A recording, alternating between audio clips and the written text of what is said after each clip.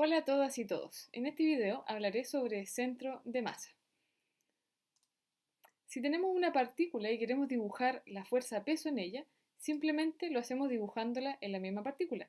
Sin embargo, si tenemos un sistema de partículas o un objeto, ¿dónde dibujamos su peso?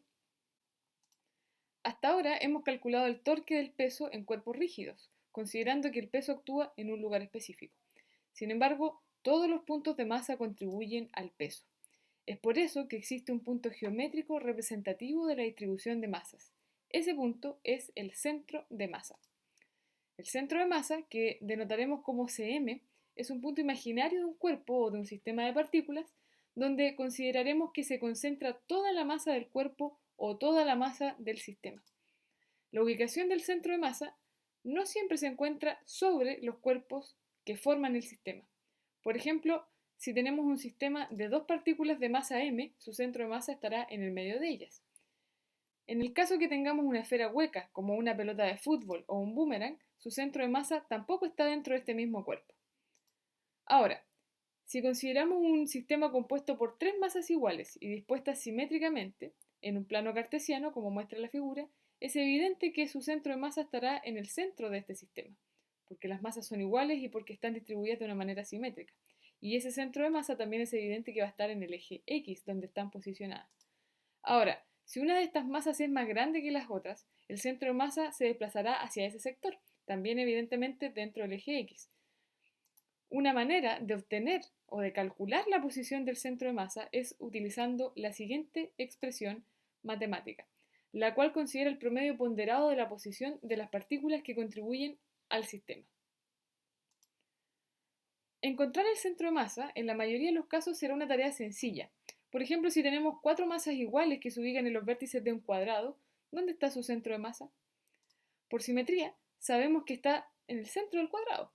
Sin embargo, si queremos calcular la posición del centro de masa de un sistema de partículas, que puede ser este o puede ser cualquiera, no necesariamente con masas iguales, no necesariamente formando un cuadrado, cualquier sistema de partículas, entonces podemos usar estas expresiones matemáticas, donde x del centro de masa corresponde a la coordenada x de la posición del centro de masa y lo mismo con el eje y. En cuanto a un cuerpo rígido, no usaremos en este curso cálculos matemáticos para encontrar su centro de masa. Lo que sí aplicaremos es que al dibujar la fuerza-peso de un objeto, esta fuerza la ubicaremos en el centro de masa del objeto. Para cuerpos simétricos de masa homogénea, el centro de masa va a coincidir con el centroide geométrico de la figura, con el centro de la figura. Para cuadriláteros, por ejemplo, será la intersección de las diagonales.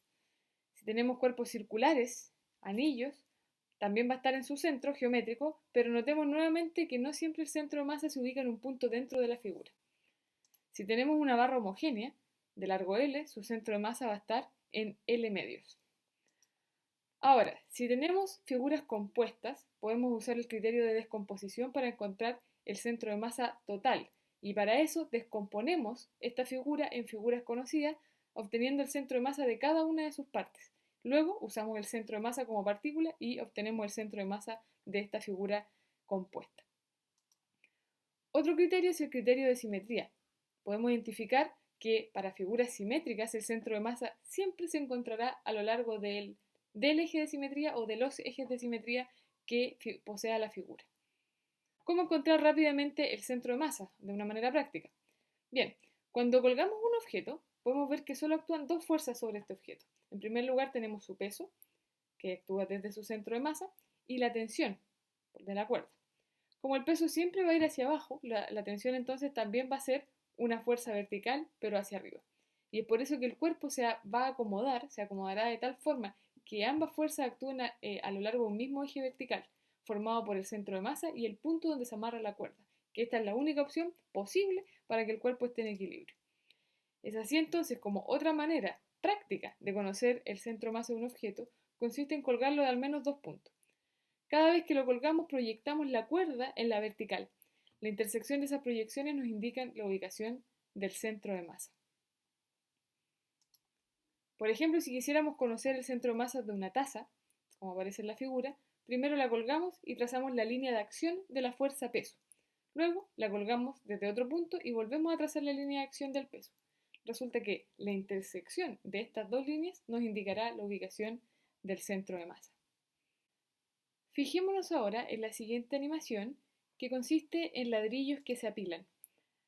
Notemos que cuando la línea de acción del peso se mantiene dentro de la base de este sistema, entonces el sistema se mantiene en equilibrio, se mantiene estable.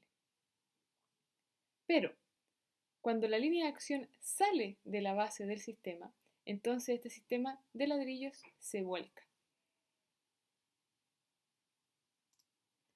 Podemos visualizar algo muy similar en esta otra situación, donde en el primer caso la línea de acción del peso está fuera de la base, el objeto se vuelca.